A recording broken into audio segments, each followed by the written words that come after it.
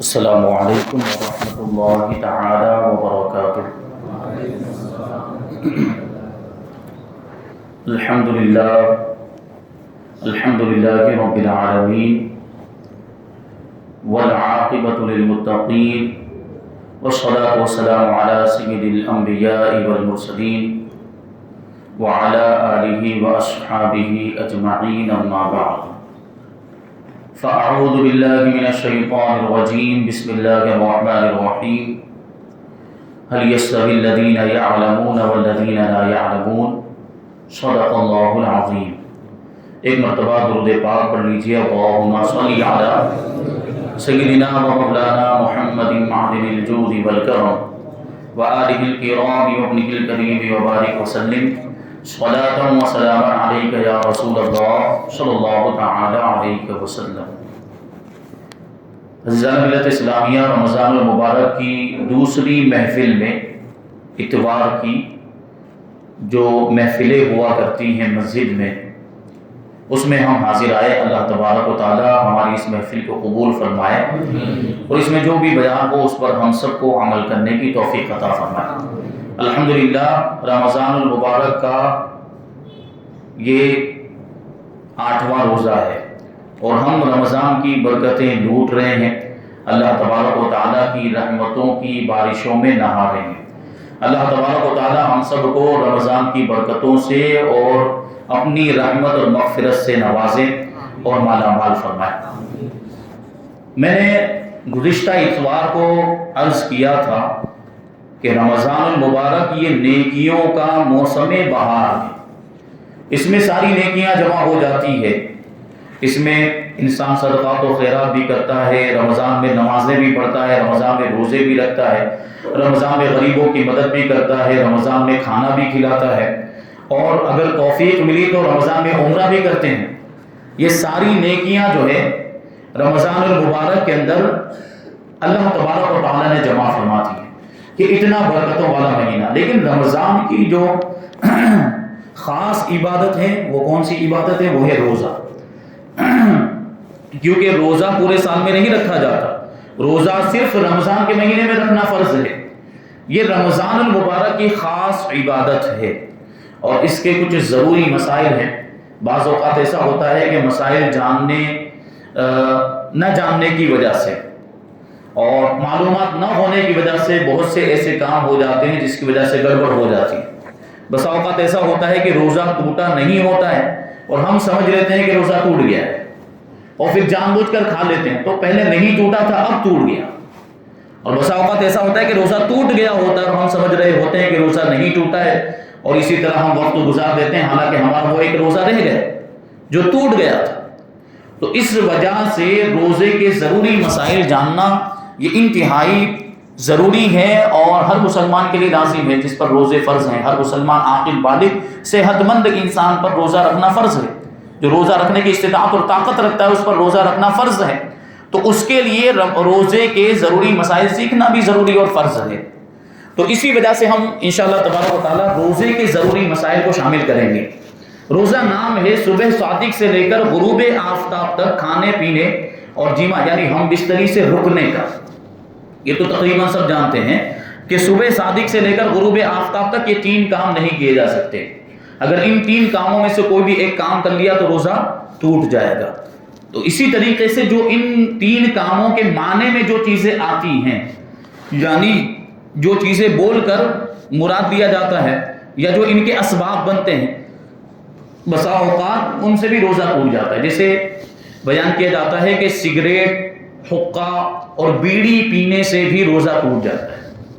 اسی طریقے سے پان ہے، تمباکو ہے، اگر یہ چیزیں استعمال کی تو ان سے بھی روزہ ٹوٹ جائے گا، اگرچہ پان اور تمباکو کی جو پیک ہوتی ہے وہ بار بار تھوکتا رہے، لیکن اس کے باوجود روزہ ٹوٹ جائے گا۔ کیوں؟ کیونکہ اس کے جو باریک اجزاء ہوتے ہیں، اس کے باریک ذرات ہوتے ہیں، وہ حلق میں ضرور پہنچ جاتے ہیں۔ اس وجہ سے اگر تمباکو بھی کھایا، آدمی کہہ رہا ہے کہ نہیں میں تو تھوک دیتا ہوں، میں نے تو صرف دانت کے پیچھے رکھا ہوا ہے اور جو بھی اس کی پیک ہوتی ہے وہ تھوک دیتا ہوں، حلق میں تو کچھ نہیں جاتا، یہ اس کا غلط دعویٰ ہے۔ کچھ نہ کچھ اس کے اجزاء حلق میں جاتے ہی ہیں اور اس سے روزہ ٹوٹ جاتا ہے۔ ایک بہت اہم مسئلہ جو آتا ہے وہ یہ ہے کہ آنکھ میں دوا ڈالنے سے اور کان میں دوا ڈالنے سے روزہ ٹوٹتا ہے یا نہیں؟ تو بیان کیا جاتا ہے، علماء ہندوستان کا تقریباً اس بات پر اتفاق ہے کہ آنکھ میں دوا ڈالنے سے روزہ نہیں ٹوٹتا اور کان میں دوا ڈالنے سے روزہ ٹوٹ جاتا ہے۔ اور علماء ہندوستان، ہم ہندوستان میں رہتے ہیں تو ظاہر سی بات ہے ہمیں ہندوستان کے علماء کو فالو کرنا ہے، ہندوستان کے مفتیان کرام کو فالو کرنا ہے۔ جس ملک میں ہم رہتے ہیں ہمیں اسی ملک کے علماء کے کہنے کے مطابق چلنا ہے، جو وہ بتائیں اس کے حساب سے ہمیں عمل کرنا ہے۔ ہم ہندوستان میں رہ رہے ہیں اور پڑوسی ملک کے مفتیان کرام کے فتووں پر عمل کر رہے ہیں۔ اس بات کو ذہن میں رکھیں کہ بسا اوقات ملک بدلنے کی وجہ سے بھی احکام بدل جاتے ہیں، جگہ بدلنے کی وجہ سے بھی مسئلے بدل جاتے ہیں۔ تو مفتی گوگل سے سوال نہیں پوچھنا چاہیے، یوٹیوب سے سوال نہیں پوچھنا چاہیے۔ علماء کرام موجود ہیں ہمارے شہر کے اندر، مفتیان کرام موجود ہیں، ان سے جا کر مسئلہ پوچھیں۔ ہمیں یا آسانی کے لیے معاملات ایسے ہو جاتے ہیں کہ اس کو اتنا بھی جانے میں جو ہے کہ گوارا نہیں ہو رہا ہے کہ مفتی صاحب کے پاس ابھی مجھے چل کے جانا پڑے گا، اس لیے کہ ابھی موبائل ہاتھ میں ہے تو لاؤ گوگل پہ سرچ کر لیتا ہوں، لاؤ یوٹیوب پہ سرچ کر لیتا ہوں۔ تو اس میں کیا ہوتا ہے، اس میں رہنمائی کی جگہ پہ آدمی گمراہ ہو جاتا ہے، کیونکہ یوٹیوب اور گوگل پر صرف اہل سنت کا مواد نہیں ہے، اس میں بد مذہبوں نے بھی چیزیں ڈالی ہوئی ہیں، اس میں تو غیر مقلدین کا مواد آپ کو ملے گا، وہابیوں کا ملے گا، دیوبندیوں کا، جماعتیوں کا، جماعت اسلامی کا، بلکہ نئے نئے فرقے۔ ایک فرقہ ایسا ہے جس کو فرقہ گوہر شاہی کہا جاتا ہے، اس کو آج کل بہت لوگ پڑھ رہے ہیں اور بہت لوگ اس کو دیکھ رہے ہیں، اس کی ویڈیوز دیکھ رہے ہیں۔ گوہر شاہی، یہ گوہر شاہ نام کا ایک آدمی تھا جس نے امام مہدی ہونے کا دعویٰ کیا تھا، اسی کے ماننے والے یہ گوہر شاہی۔ ابھی اس کے ایک روزے کی کلپ بہت چل رہی ہے، روزے کے فوائد بتا رہا ہے کہ مومن جب روزہ رکھتا ہے تو کیا ہوتا ہے۔ تو پہلے دیکھیں کہ ہم کس کو سن رہے ہیں، ہم کس کو دیکھ رہے ہیں، وہ سنی ہے کہ نہیں، وہ اہل سنت و جماعت سے تعلق رکھتا ہے کہ نہیں۔ بس کھولا اور دیکھنا شروع کر دیتے ہیں۔ بہت سارے ہمارے سنی نوجوان طارق جمیل کی ویڈیوز دیکھتے ہیں۔ بھائی طارق جمیل ہمارا آدمی ہے، یہ پکا وہابی خبیث ہے، اس کی تقریروں کے اندر کفریات بھرے ہوئے ہیں اور ہم اس کی تقریریں سنتے ہیں، بہت اچھا لگتا ہے، بہت اچھا بولتا ہے، بہت میٹھا انداز ہے۔ بھائی ایسے ہمارے پاس بھی مقررین موجود ہیں، ہمارے اہل سنت و جماعت میں بھی ایسے علماء موجود ہیں جو اچھا بولتے ہیں، جو میٹھا بولتے ہیں۔ اور پھر ظاہر سی بات ہے، معلومات حاصل کرنے کے لیے ہمیں اگر کچھ سیکھنا ہے تو اس میں میٹھا بولنا ضروری نہیں ہونا چاہیے، اس میں تو بس ہمیں علماء جو ہے وہ ہمارے ہونے چاہیے، اہل سنت و جماعت کے علماء، اور صحیح بات بتا رہے ہوں تو ہمیں سننا ہے۔ ہمیں اس میں میٹھا ہے کہ کڑوا ہے کہ تیکھا ہے وہ دیکھنے کی، یہ کھانے کی چیز تھوڑی ہے۔ بھائی بات کڑوی لگے گی لیکن حق ہے، تو وہ طارق جمیل کو سننے لگ جاتے ہیں۔ اور وہ ایک اور ہے ان کا مفتی طارق مسعود، اہل سنت و جماعت کے خلاف کتنی بکواس کرتا ہے وہ۔ انجینئر مرزا جو ہے وہ ویڈیوز بناتا رہتا ہے اور خاص طور پر نوجوان اس کے جال میں پھنسے چلے جا رہے ہیں۔ اتنا گمراہ شخص ہے وہ، اہل سنت و جماعت کے خلاف اس کی کتنی زیادہ تقریریں موجود، بس کھولا اور دیکھنا شروع کر دیتے ہیں۔ ایسا نہیں، اگر یوٹیوب بھی دیکھ رہے ہیں یا گوگل پہ بھی سرچ مار رہے ہیں تو پہلے یہ دیکھیں کہ جس کی ہم تقریر سن رہے ہیں یا جس کا بیان سن رہے ہیں وہ سنی ہے کہ نہیں، وہ اہل سنت و جماعت سے تعلق رکھتا ہے کہ نہیں، ورنہ نہ سنیں۔ کیونکہ کیا ہوگا، ہم گئے ہیں اچھے کام کے لیے، ہم گئے رہنمائی حاصل کرنے کے لیے اور اس کی جگہ پر گمراہ ہو جائے، بات یہ ہو جاتی ہے۔ بہرحال پاکستان کے بہت سے مفتیان کرام کا یہ فتویٰ ہے کہ آنکھ میں دوا ڈالنے سے روزہ ٹوٹ جاتا ہے اور کان میں دوا ڈالنے سے روزہ نہیں ٹوٹتا، جبکہ ہندوستان کے علماء کا کیا فتویٰ ہے، آنکھ میں دوا ڈالنے سے روزہ نہیں ٹوٹتا اور کان میں دوا ڈالنے سے روزہ ٹوٹ جاتا ہے۔ اب وہ میڈیکل سائنس کو دیکھتے ہیں، ڈاکٹروں کی تحقیقات کو دیکھتے ہیں اور کیا کہتے ہیں، ڈاکٹر لوگوں نے کیا کہا کہ آنکھ میں سوراخ ہوتا ہے جبکہ کان میں کوئی سوراخ نہیں ہوتا، آنکھ میں سوراخ ہوتا ہے اور کان میں سوراخ نہیں ہوتا، وہ ہمارے پڑوسی ملک کے مفتیان کرام کہتے ہیں۔ اور اسی وجہ سے کبھی دوا ڈالتے ہیں ہم آنکھ میں تو وہ دوا کا مزہ حلق میں محسوس ہوتا ہے، کڑواپن محسوس ہوتا ہے کہ نہیں ہوتا، تو کہتے ہیں اس میں سوراخ ہے تبھی تو وہ دوا اندر داخل ہوتی ہے، اس لیے آنکھ میں دوا ڈالنے سے روزہ ٹوٹ جائے گا۔ اور کان میں کوئی سوراخ نہیں ہوتا، میڈیکل سائنس کیا کہتی ہے کہ کان میں کوئی سوراخ نہیں، وہ پردہ ہوتا ہے، اندر جا کے بند ہو جاتا ہے، یا ظاہر میں اوپر سے دکھ رہا ہے کہ یہ سوراخ ہے لیکن اندر جا کے وہ سوراخ بند ہو جاتا ہے، اس لیے کان میں دوا ڈالیں گے تو روزہ نہیں ٹوٹے گا۔ لیکن ہندوستان کے علماء کیا کہتے ہیں کہ کان میں دوا ڈالیں گے تو روزہ ٹوٹ جائے گا اور آنکھ میں دوا ڈالیں گے تو نہیں ٹوٹے گا۔ اور ہمارے علماء یوں ہی نہیں کہتے، ہمارے علماء کے پاس بھی دلیل ہے اور بڑی مضبوط دلیل ہے۔ ہم ڈاکٹروں کو نہیں دیکھتے، ہم میڈیکل سائنس کو نہیں دیکھتے، ہم شرعی دلیلوں کو دیکھتے ہیں یہ ڈاکٹر تو کچھ بھی بول سکتے ہیں، ان کی تحقیقات بدلتی رہتی ہے، سائنس کی تحقیقات اور ان کی ریسرچ بدلتی رہتی ہے، ان کے نظریات بدلتے رہتے ہیں، کبھی کچھ کہتے ہیں، کبھی کچھ کہتے ہیں، کبھی کچھ کہتے ہیں، لیکن ہماری جو عمارت ہے وہ شریعت کے دلائل پر قائم ہے۔ تو ہمارے جو علماء کہتے ہیں اس کو توجہ کے ساتھ سماعت کرنا ہے، بڑی گہرائی والی بات ہے، اس کو آپ سمجھیں گے تو پوری بات واضح ہو جائے گی، اور دوسرے بہت سے مسائل اس کے ذریعے سے آپ حل کر سکتے ہیں۔ وہ مسئلہ یہ ہے کہ روزہ ان چیزوں سے ٹوٹتا ہے جو چیزیں منفذ اصلی یا منفذ غیر اصلی کے ذریعے سے جوف کے اندر داخل ہو، یہ شرعی قاعدہ اور اصول ہے۔ منفذ اصلی اور منفذ غیر اصلی یعنی نظر آنے والے سوراخ، جیسے قدرتی سوراخ ہے، منہ ہے، ناک ہے، کان ہے اور آگے پیچھے کا موقع، یہ ہے منفذ۔ اس کو کیا کہیں گے؟ منفذ۔ یہ ساتھ میں آپ دہراتے ہوئے بھی چلیں، یہ جو قدرتی سوراخ، نظر آنے والے سوراخ ہیں جسم کے اندر، ان کو کیا کہتے ہیں؟ منفذ۔ اور ایک ہوتا ہے مسام، جس کو انگلش میں سیلز کہتے ہیں، وہ پورے جسم کے اندر موجود ہے۔ بات سمجھ میں آ گئی؟ پورے جسم کے اندر باریک باریک سوراخ ہے کہ نہیں؟ جلد کے اندر بھی ہے، چہرے میں بھی ہے، ہاتھوں میں بھی ہے، ہر جگہ یہ سوراخ موجود ہے، ان کو سیلز کہا جاتا ہے، اور ان کو عربی میں کیا کہا جاتا ہے؟ مسام۔ تو منفذ کے ذریعے سے جو چیز اندر داخل ہوگی یعنی جوف میں داخل ہوگی اس سے روزہ ٹوٹے گا، لیکن مسام کے ذریعے سے جو چیز جوف میں داخل ہوگی یا جسم کے اندر والے حصے میں داخل ہوگی اس سے روزہ نہیں ٹوٹتا۔ اب یہاں پر بھی مسام ہے کہ نہیں؟ آدمی نہاتا ہے، وضو کرتا ہے تو پانی کی ٹھنڈک ہمیں محسوس ہوتی ہے کہ نہیں ہوتی؟ پانی مسام کے ذریعے اندر جاتا ہے۔ اگر مسام کے ذریعے سے چیز کے اندر داخل ہونے سے روزہ اگر ٹوٹ جاتا تو نہانے سے بھی ٹوٹ جانا چاہیے، غسل کرنے سے بھی ٹوٹ جانا چاہیے۔ تو ہمارے علماء یہی فرماتے ہیں کہ آنکھ میں کوئی سوراخ نہیں ہے، آنکھ میں کوئی منفذ نہیں، نہ منفذ اصلی ہے نہ منفذ غیر اصلی ہے۔ آنکھ میں ہمیں کوئی سوراخ نظر آتا ہے؟ نہیں۔ یہ یہاں پر جو بھی ہے وہ ہے مسام، آنکھ میں جو ہے وہ مسام۔ تو جو دوا اندر داخل ہوتی ہے یا جو سرما لگاتے ہیں تو سرمے کا مزہ ہمیں حلق میں محسوس ہوتا ہے، بعض اوقات سرمے کا رنگ بھی ہم زبان پر محسوس کرتے ہیں، دکھتا ہے، نظر آتا ہے، تو یہ مسام کے ذریعے سے اندر داخل ہوتا ہے، وہ منفذ کے ذریعے سے داخل نہیں ہوتا۔ اور ابھی بات بتا دی گئی کہ جو چیز منفذ کے ذریعے داخل ہو اس سے روزہ ٹوٹتا ہے، اور جو مسام سے داخل ہو اس سے روزہ نہیں ٹوٹتا ہے۔ یہ ہمارے علماء کرام کی کتنی بڑی دلیل، مضبوط دلیل۔ اور یہاں دیکھیں کان میں، تو یہ کان قدرتی سوراخ ہے، یہ سوراخ نظر آتا ہے کہ نہیں آتا ہمیں؟ ٹھیک ہے۔ اب سوال یہ ہے کہ یہاں سے داخل کریں گے، کوئی بھی دوا ڈالیں گے اگر، یا تیل ڈالا مثال کے طور پر، تو وہ تو یہاں کان میں ہی رہ جائے گا، وہ تو نہ ہی پیٹ میں جاتا ہے نہ دماغ میں پہنچتا ہے۔ یہ بات یہ تو سوال ہے۔ تو میں نے ایک لفظ ابھی کہا کہ منفذ کے ذریعے سے کوئی چیز جوف میں داخل ہو جائے، تو جوف کا مطلب کیا ہوتا ہے؟ جوف کا مطلب ہوتا ہے جسم کا اندرونی حصہ۔ تو یہ کان جو ہے آپ دیکھیں، کان کو ادھر یہاں سے نظر کر کے ہم دیکھیں گے تو جتنا حصہ نظر آتا ہے وہ کان کا ظاہری حصہ، وہ ظاہر بدن، لیکن پورا اندر تک کا نظر آتا ہے نہیں، کچھ حصہ اس کا ہے جو بالکل اندر ہے، جو یہاں سے دیکھنے پر بھی نظر نہیں آتا، وہ ہو گیا جوف، وہ ہو گیا جسم کا اندرونی حصہ۔ تو یہ سوراخ ہے، یہ منفذ ہوا، یہاں سے ہم نے دوا داخل کی اور ظاہری حصے سے ہوتے ہوئے وہ اندر والے حصے تک پہنچ گئی جو نظر نہیں آ رہا ہے، یا لہٰذا وہ جوف میں پہنچ گئی منفذ کے ذریعے سے، اس لیے روزہ ٹوٹ گیا۔ تو روزے کی حالت میں کان میں دوا یا تیل نہیں ڈالنا۔ آنکھ میں اگر ضرورت پیش آ جائے، جیسے آنکھ آ گئی، آشوب چشم ہو گیا، یا کوئی اور بیماری ہے آنکھ میں اور دوا ڈالنے کی ضرورت پیش آ گئی ہے، تو روزے کی حالت میں بھی آنکھ میں دوا ڈال سکتے ہیں، اس سے روزہ نہیں ٹوٹے گا۔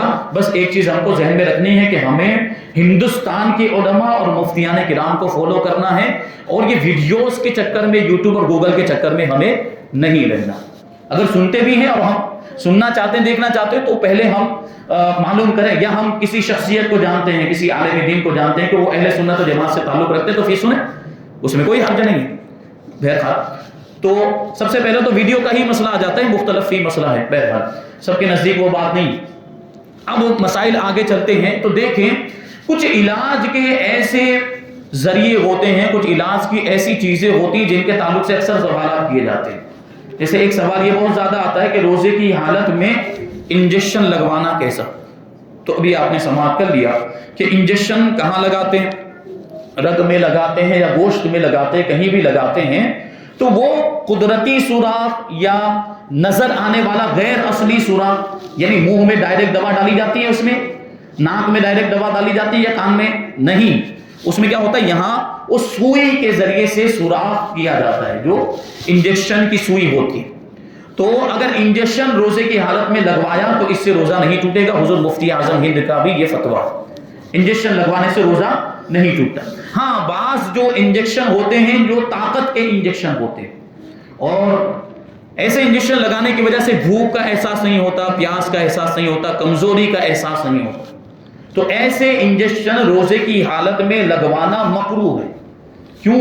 کیونکہ اس سے روزے کا مقصد ہی فوت ہو جائے گا۔ روزے کا مقصد کیا ہے؟ آدمی کو بھوک کا احساس ہو، آدمی کو پیاس کا احساس ہو، کمزوری کا احساس ہو، تاکہ وہ غریبوں کی بھوک اور پیاس کو سمجھ سکے۔ اب یہ ایسا انجیکشن لگوا دیا کہ جس سے بھوک کا احساس نہیں ہو رہا، پیاس کا احساس نہیں ہو رہا، کمزوری کا احساس نہیں ہو رہا ہے، تو روزے کا مقصد ہی فوت ہو گیا۔ اس لیے ایسا انجیکشن نہیں لگوا سکتے۔ ضرورت پڑ جائے اگر انجیکشن لگوانے کی، جیسے عام طور پر جو ڈائبٹیز والے ہوتے ہیں ان کے یہ مسائل ہوتے ہیں، ڈائبٹیز والوں کے لیے روزہ مکمل کرنا کبھی دشوار ہو جاتا ہے، خاص طور پر وہ لوگ جن کی ڈائبٹیز تھوڑی ہائی، تو وہ روزہ مکمل نہیں کر پاتے، بار بار بھوک لگتی ہے ان کو، اور زیادہ بھوک، ایسی شدت کی بھوک لگتی ہے بسا اوقات کہ وہ بدحال ہو جاتے ہیں۔ تو اگر انجیکشن سے کام چل سکتا ہو، کیونکہ انجیکشن لگا دے تو کنٹرول ہو جاتا ہے، تو انجیکشن لگوا لے اور روزہ مکمل کر دے۔ تو انجیکشن لگوانے کی جب اجازت ہے، اس سے روزہ نہیں ٹوٹتا ہے، تو انجیکشن کا استعمال کیا جا سکتا ہے روزے کی حالت میں بھی۔ اب ایک اور چیز آتی ہے، گلوکوز کی جو بوتل چلائے جاتے ہیں۔ آدمی بیمار ہو گیا اور اب ڈاکٹر نے کہا کہ بوتل چڑھانا پڑے گا گلوکوز کا، کمزوری زیادہ آ گئی۔ سب سے پہلے تو یہ مسئلہ سمجھے کہ آدمی ایسا بیمار ہو گیا کہ بہت زیادہ کمزور ہو گیا، اب اتنا کمزور ہو گیا کہ وہ روزے کو مکمل ہی نہیں کر سکے گا، تو پھر تو ویسے ہی شریعت اس کو اجازت دیتی ہے۔ بہرحال اگر نہیں توڑنا چاہتا ہے اور ڈاکٹر نے کہا کہ بہت زیادہ کمزوری آ گئی، آپ کو بوتل چڑھانا پڑے گا، تو بوتل چڑھانے کی اجازت ہے، کیونکہ وہ بھی مسام کے ذریعے سے جو بھی گلوکوز داخل ہوگا وہ مسام کے ذریعے سے داخل ہوگا، اس سے روزہ نہیں ٹوٹے گا۔ ایک چیز ہوتی ہے انہیلر، کچھ لوگوں کو دمہ کی بیماری ہوتی ہے، سانس کی بیماری ہوتی ہے، ان کا ڈاکٹر انہیلر سجیسٹ کرتے ہیں۔ انہیلر یعنی پمپ جو ہوتا ہے، وہ یہ جب سانس پھولنے لگتی ہے تو ایسے منہ میں رکھ کے اس کو دباتے ہیں۔ تو سوال یہی ہے کہ اگر روزے کی حالت میں انہیلر کو استعمال کیا تو روزہ ٹوٹے گا یا نہیں ٹوٹے گا؟ تو اس کا جواب یہ ہے کہ انہیلر اگر روزے کی حالت میں استعمال کیا تو روزہ ٹوٹ جائے گا۔ کیوں؟ کیونکہ اس میں دوا ہوتی ہے، جو انہیلر ہوتا ہے اس میں دوا ہوتی ہے، اس میں پاؤڈر ہوتا ہے یا لیکوڈ کچھ نہ کچھ ہوتا ہے، اور جب اس کو انہیل کرتے ہیں تو وہ دوا حلق میں چلی جاتی ہے، تو اس سے روزہ ٹوٹ جائے گا۔ اب اس میں کچھ مریض ایسے ہوتے ہیں کہ جو رات میں اگر ایک مرتبہ انہیلر استعمال کر لیں تو پورا دن ان کا نکل جاتا ہے، پھر ان کو دوبارہ استعمال کرنے کی ضرورت پیش نہیں آتی، تو ان کے لیے تو لازم اور ضروری ہے کہ وہ رات میں ایک مرتبہ انہیلر استعمال کر لیں اور روزہ مکمل کریں۔ اب اگر ایسی صورت میں جب ان کے لیے رات میں انہیلر استعمال کرنا کافی تھا اور انہوں نے رات میں استعمال نہیں کیا اور دن میں روزے کی حالت میں پھر استعمال کر رہے ہیں تو روزہ ٹوٹ جائے گا، کفارہ بھی لازم ہوگا، قضا بھی لازم۔ لیکن کچھ لوگ ایسے ہوتے ہیں کہ کبھی بھی یہ دورہ پڑ جاتا ہے، کبھی بھی سانس کے معاملات ہو جاتے ہیں، سانس پھولنے لگ جاتی ہے، دمہ کے جو مریض ہوتے ہیں ان کی کیفیت کبھی بھی تبدیل ہو جاتی ہے، ان کا کوئی ایسا فکس نہیں ہے، تو اس نے روزہ رکھا، ایسے مریض نے روزہ رکھا، اب روزے کی حالت میں اس کی طبیعت بہت زیادہ خراب ہو گئی، سانس بہت زیادہ پھولنے لگ گئی، اور اب معاملہ یہ ہے کہ انہیلر استعمال نہیں کیا تو طبیعت اور زیادہ خراب ہو جائے گی، تو اس کو انہیلر استعمال کرنے کی اجازت ہے، لیکن روزہ پھر بھی ٹوٹ جائے گا۔ روزہ تو بہرحال ٹوٹے گا، لیکن اس صورت میں جبکہ مجبوری والی صورت ہے، مجبوری کی حالت میں آدمی نے انہیلر استعمال کیا ہے تو صرف قضا لازم ہوگی، کفارہ لازم نہیں ہوگا، یعنی بعد میں جب اس کی طبیعت صحیح ہو جائے رمضان کے بعد اس روزے کی اس کو قضا کرنی پڑے گی، یہ انہیلر کا استعمال۔ اب ایک چیز آتی ہے، کبھی بیمار ہو جاتا ہے آدمی تو ڈاکٹر کیا کہتے ہیں، خون ٹیسٹ کروانا پڑے گا، خون کی جانچ کروانی پڑتی ہے، تو روزے کی حالت میں خون ٹیسٹ کروانا کیسا ہے؟ تو یہاں بھی بات سمجھ میں آ گئی ہوگی کہ یہ انجیکشن داخل کیا جاتا ہے اور اس سے خون نکالا جاتا ہے، بس اوقات یہاں پہ تھوڑا سا کٹ لگایا جاتا ہے انگلی میں اور اس سے خون نکال لیا جاتا ہے، یعنی ان کو جتنی مقدار کی ضرورت ہوتی ہے اس اعتبار سے وہ ٹیسٹ کے لیے خون لیتے ہیں۔ اگر تھوڑے سے خون کی ضرورت ہے، ایک ہی قسم کی جانچ کرنی ہے تو وہ یہاں سے لے لیتے ہیں، اگر مختلف قسم کی جانچ کرنی ہے ان کو اس میں بہت ساری چیزیں ہوتی ہیں، خون کے بہت سارے اجزاء ہوتے ہیں، تو اس کو جانچنا ہوتا ہے تو زیادہ مقدار میں لیتے ہیں۔ بہرحال اگر خون نکالا تو اس سے روزہ نہیں ٹوٹے گا، روزے کی حالت میں خون نکالا ٹیسٹ کرنے کے لیے تو اس سے روزہ نہیں ٹوٹے گا۔ لیکن اگر اتنی زیادہ مقدار میں خون نکال لیا کہ جس کی وجہ سے کمزوری آ جاتی ہے، جیسے پورا انجیکشن بھر کے خون نکال لیا، تو اس سے کیا ہوگا؟ بعض اوقات ہو سکتا ہے کبھی کچھ مضبوط لوگ ہوتے ہیں کہ زیادہ مقدار میں بھی خون نکال لیں تو ان کو کچھ فرق نہیں پڑتا، لیکن اگر تھوڑا سا پہلے ہی سے اتنا زیادہ طاقتور آدمی نہیں ہے، اگر اس کا اتنا زیادہ خون نکال دیں گے پورا انجیکشن بھر کے تو اس کو کمزوری آ جائے گی۔ تو اگر معاملہ یہ ہے کہ اتنی زیادہ کمزوری آ جائے گی کہ پھر وہ روزے کو مکمل نہیں کر سکے گا تو پھر یہ خون نکلوانے کی اجازت نہیں۔ ہاں اگر تھوڑا سا خون نکالا جاتا ہے جس سے کچھ فرق نہیں پڑے گا، کوئی کمزوری نہیں آئے گی، تو وہ نکلوانے کی اجازت ہے اور خون کی جانچ کروانے کی اور ٹیسٹ کروانے کی اجازت ہے۔ ایک مسئلہ ہم سے کسی نے پوچھا کہ ایک آدمی ہے، اس کا معاملہ یہ ہے کہ رات میں نیند پوری نہیں ہو پاتی تو وہ دن میں سوتا ہے، اور اس کے سونے کا معاملہ یہ ہے کہ جب تک وہ ناک میں دوا نہ ڈالے اسے چین کی نیند نہیں آتی، ناک بند ہو جاتی ہے، اور ناک کے بند ہو جانے کی وجہ سے بے چینی اور بے قراری والی کیفیت جس کی وجہ سے وہ سو نہیں پاتا۔ ڈاکٹر نے اسے وہ ایک دوائی دی ہوئی ہے، ڈراپس ہیں، ٹھیک ہے، جو ناک میں ڈالے جاتے ہیں، ایسے ناک میں اس کو ڈالتے ہیں تو ناک کھل جاتی ہے اور پھر آدمی چین کی نیند سو لیتا ہے۔ تو اب سوال یہ پوچھا کہ روزے کی حالت میں دوپہر میں اگر سو رہا ہے آدمی اور ناک میں یہ دوا ڈالی تو کیا حکم ہے؟ ظاہر سی بات روزہ ٹوٹ جائے، ناک جو ہے یہ منفذ ہے، اب یہاں دوا ڈالیں گے تو وہ دوا یا تو دماغ میں جائے گی یا پلک کی حالت میں جائے گی، روزہ ٹوٹ جائے گا۔ اب اس نے جو یہ مجبوری بتائی یہ ایسی کوئی مجبوری نہیں ہے جس کی وجہ سے اسے یہ دوا ڈالنے کی اجازت مل جائے، کیونکہ آدمی رات میں نیند مکمل کر سکتا ہے، اگر اس کی یہ کیفیت ہے تو وہ رات میں جلدی سے تراویح ختم کرنے کے بعد فوراً سو جائے اور صبح سحری کے وقت اٹھ جائے تو نیند مکمل ہو جائے گی، یہ اتنا وقت جو ہے وہ کافی ہے سونے کے لیے، پھر دوپہر میں سونے کی ضرورت ہی نہیں پڑے گی، تو یہ دوا ڈالنے کی بھی ضرورت نہیں پڑے گی۔ بہرحال اگر اس نے دوا ڈالی اور یہاں تو اس کی کوئی حاجت بھی نہیں، کوئی ضرورت بھی نہیں ہے، تو یہاں تو نظر شرعی کا تقاضا یہ ہے کہ یہاں جان بوجھ کر روزہ توڑنا ہوگا اگر وہ دوپہر میں دوا ڈالے گا تو، اور عام طور پر ایسی صورتوں میں روزے کی قضا بھی لازم ہوتی ہے اور کفارہ بھی لازم ہوتا ہے، کیونکہ جب اس کی حاجت ہی نہیں تھی، کوئی مجبوری نہیں تھی، یعنی شرعی مجبوری نہیں تھی، پھر بھی اس نے ایسا کیا۔ اب کچھ مسائل ایسے جیسے تھوک کے تعلق سے ہمارے یہاں پہ بہت زیادہ یہ مسئلہ چلتا ہے، ہمارے نوجوان خاص طور پر جن کو مسائل معلوم نہیں ہوتے تھوکتے رہتے ہیں روزے کی حالت میں، جہاں دیکھو وہ کیا سمجھتے ہیں کہ تھوک کو نگلنا نہیں چاہیے، ایسا دیکھا جاتا ہے کہ نہیں؟ تھوک نگلیں گے تو روزہ ٹوٹ جائے گا، نہیں ایسا نہیں ہے، تھوک کے نگلنے سے روزہ نہیں ٹوٹا، تھوک ہے یا بلغم ہے وہ منہ کے اندر ہی تھا اور نگل دیا تو اس سے روزہ نہیں ٹوٹے گا۔ ہاں کیا کیا؟ تھوک کو باہر نکالا، مثال کے طور پر ہاتھ پہ نکالا، اب اسے نگل رہا ہے، یا دوسرے کا تھوک لیا اور اس کو نگل دیا تو اس سے روزہ ٹوٹ جائے گا، منہ کے اندر ہی تھا اور نگل دیا تو اس سے روزہ نہیں ٹوٹے گا۔ تو بہرحال یہ کبھی کچھ لوگ ایسا بھی کرتے ہیں کہ خوب زیادہ منہ میں تھوک کو جمع کرتے ہیں پھر نگلتے ہیں، ایسا بھی نہیں کرنا چاہیے، یہ بھی صحیح طریقہ نہیں۔ بہرحال اس سے بھی روزہ تو نہیں ٹوٹے گا لیکن ایسا کرنا نہیں چاہیے کہ تھوک جمع کر لیا پورا منہ بھر گیا اب نگل رہا ہے، یہ طبیعت جو نفیس طبیعت ہوتی وہ اس سے گھن محسوس کرتی، یہ اچھی چیز نہیں ہے۔ بہرحال تو اب ایک چیز آتی ہے، ایک مسئلہ یہ ہے کہ روزے کی حالت میں اگر احتلام ہو جائے تو کیا ہوتا ہے؟ یا کوئی شخص رات میں سویا تھا صبح بیدار ہوا، یعنی جب روزہ شروع ہوا تھا ہو گیا تھا اس وقت بیدار، جیسے صبح شادی کا وقت نکل چکا تھا اب بیدار ہوا تو روزہ تو شروع ہو چکا ہے، اور وہ ناپاکی کی حالت میں بیدار ہوا، رات میں احتلام ہو چکا تھا اس کو، یا رات میں اپنی بیوی سے ہم بستری کی تھی اور غسل نہیں کیا تھا، اب اسی میں سو گیا اور صبح صادق یہ طلوع ہو گئی، تو اب روزے کا کیا حکم ہے؟ تو یہ جنابت یعنی ناپاکی کی جو حالت ہے یہ اور روزہ یہ ایک دوسرے کے منافی نہیں، یعنی رات میں اگر آدمی ناپاک ہو گیا تو اسی حالت میں صبح کر لی تو روزے پہ کوئی فرق نہیں پڑے گا، اسی طرح روزے کی حالت میں اگر احتلام ہو گیا تو اس سے بھی روزہ نہیں ٹوٹتا، روزے پر کوئی فرق نہیں پڑے گا۔ لیکن ایک چیز ہے کہ اگر قصدن کسی شخص نے اپنے ہاتھ سے منی نکالی تو اس سے روزہ ٹوٹ جائے گا، یہ بات ذہن میں رہنی چاہیے۔ احتلام ہوا جو سونے کی حالت میں ہوتا ہے، جو جنسی مناظر نظر آتے ہیں اس میں اور اس کی وجہ سے منی خارج ہو جاتی ہے تو اس سے روزہ نہیں ٹوٹتا. لیکن جاگتے بیداری کی حالت میں اگر کسی نے جان بوجھ کر روزے کی حالت میں منی کو خارج کیا تو اس سے روزہ ٹوٹ جائے گا. یہ بات. اب ایک جو اہم چیز ہے وہ ہے الٹی، قے کے مسائل. قے جب ہو جاتی تو اس کے تعلق سے ہمارے یہاں پہ بہت بے چینی پائی جاتی ہے کہ اس سے روزہ ٹوٹتا ہے کہ نہیں ٹوٹتا. خاص طور پر ہماری مائیں بہنیں، ان کا کیا ہوتا ہے کہ الٹی ہو گئی مطلب روزہ ٹوٹ گیا، وامٹ ہو گئی مطلب روزہ ٹوٹ گیا. حالانکہ ایسا نہیں ہے.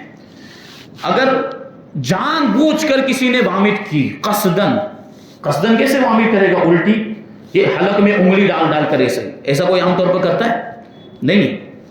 ہاں لیکن بہرحال مسئلہ یہ ہے کہ اگر کسی نے قصدن جان بوجھ کر الٹی کی اور وہ الٹی منہ بھر ہے، یعنی اتنی زیادہ مقدار میں ہو گئی کہ اب اس پر کنٹرول نہیں کیا جا سکتا، اب اس کو روکا نہیں جا سکتا، تو اب روزہ ٹوٹ جائے گا. یہ کب ہے لیکن؟ جب جان بوجھ کر الٹی کی. عام طور پر جان بوجھ کر کس کو شوق ہے کہ انگلی ڈال ڈال کر حلق میں وہ الٹی کرے گا؟ عام طور پر ایسا ہوتا نہیں. لیکن اگر کی تو اس کا حکم یہ ہے کہ اگر منہ بھر ہو گئی تو اس سے روزہ ٹوٹے گا. لیکن جان بوجھ کر الٹی کرنے میں بھی اگر وہ منہ بھر نہیں ہے، یعنی تھوڑی سی مقدار میں ہوئی یا اتنی مقدار میں ہوئی جس پر کنٹرول کیا جا سکتا ہے، جس کو روکا جا سکتا ہے، تو اس سے بھی روزہ نہیں ٹوٹتا. اور ویسے ہی بلا اختیار بلا قصد اگر الٹی آ گئی، جیسے کہ عام طور پر ہوتا ہے، کبھی کچھ ایسا کھا لیا یا زیادہ کھا لیا تو یا پیٹ خراب ہے یا کچھ طبیعت خراب تھی جس کی وجہ سے الٹی ہو گئی، تو اب اس کا مطلب یہ ہوتا ہے کہ اب اس کی دو صورتیں ہوتی ہیں. ایک ہے کہ بلا قصد اور بلا اختیار جو الٹی ہوئی ہے وہ منہ بھر ہے یا منہ بھر نہیں ہے. اگر وہ منہ بھر نہیں ہے یعنی تھوڑی سی مقدار میں ہے جس پہ کنٹرول کیا جا سکتا ہے، جس کو روکا جا سکتا ہے، تو اس سے روزہ نہیں ٹوٹتا. اگرچہ اس کا کچھ حصہ دوبارہ اندر حلق میں چلا گیا ہو، اس سے روزہ نہیں ٹوٹے گا. اب منہ بھر اگر ہو گئی ہے یعنی الٹی جو ہوئی وہ اتنی زیادہ مقدار میں ہو گئی کہ اسے روکا نہیں جا سکتا، اس پہ کنٹرول نہیں کیا جا سکتا، تو دیکھا جائے گا کہ جو سارا مواد جو اندر سے نکلا ہے وہ باہر پورا کی پورا نکل گیا یا نہیں. تو اگر کچھ بھی حصہ اس کا واپس حلق میں نہیں گیا ہے تو اس سے بھی روزہ نہیں ٹوٹے گا. لیکن اگر اس کا کچھ حصہ حلق میں واپس چلا گیا، اس نے لوٹایا، اگر جو الٹی ہوئی اور اس میں جو مواد نکلا ہے اس کو اندر لوٹایا، تو اب دیکھا جائے گا کہ وہ کتنی مقدار میں اندر گیا ہے واپس. اگر وہ ایک چنے کے برابر یا اس سے زیادہ تھا تو روزہ ٹوٹ جائے گا، اور اگر اس سے کم تھا تو روزہ اس صورت میں بھی نہیں ٹوٹے گا. تو یہ مسئلہ ذہن میں رکھنا چاہیے. خاص طور پر جب ایسی کیفیت پیدا ہو جائے تو کوشش یہ کرنی چاہیے کہ جو بھی مواد نکل رہا ہے اندر سے الٹی کی صورت میں وہ ہم پورا کا پورا باہر پھینکیں، اس میں سے کچھ بھی واپس اندر جانے نہ پائے. ہاں یہ اس صورت میں ہے جبکہ یہ جو الٹی ہو رہی ہو، یہ کھانے کی ہو، پانی کی ہو، یا کوئی پینے کی چیز شربت وغیرہ نکلا ہے، یا جو ہے کہ صفرا کڑوا پانی کبھی نکلتا ہے، تو ان ساری چیزوں کی اگر الٹی ہوئی تو یہ احکام ہوں گے. لیکن اگر بلغم کی الٹی ہوئی تو اس سے روزے پر کوئی فرق نہیں پڑے گا. بلغم کی اگر الٹی میں صرف بلغم نکلا ہے تو اس سے روزے میں کوئی فرق نہیں پڑے گا اور روزہ ٹوٹے گا نہیں. تو یہ روزے کے کچھ ضروری مسائل تھے، اور انشاءاللہ تبارک و تعالیٰ پھر کبھی موقع ملا تو کچھ اور چیزیں شامل کی جائیں گے، اور آئندہ ہفتے انشاءاللہ تبارک و تعالیٰ زکوٰۃ کے ضروری مسائل بیان کیے جائیں گے. اللہ تبارک و تعالیٰ جی انجیکشن سے نہیں ٹوٹتا، بتا دیا مسئلہ. جی انشاءاللہ تبارک و تعالیٰ آئندہ ہفتے اتوار کو ظہر کے بعد زکوٰۃ کے ضروری مسائل کی بیان کیے جائیں گے. اللہ تبارک و تعالیٰ کی بارگاہ میں دعا ہے کہ جو کچھ بھی بیان ہوا ان سب پر ہم کو عمل کرنے کی توفیق عطا فرمائے. وما علینا الا البلاغ. السلام علیکم. صلاۃ والسلام.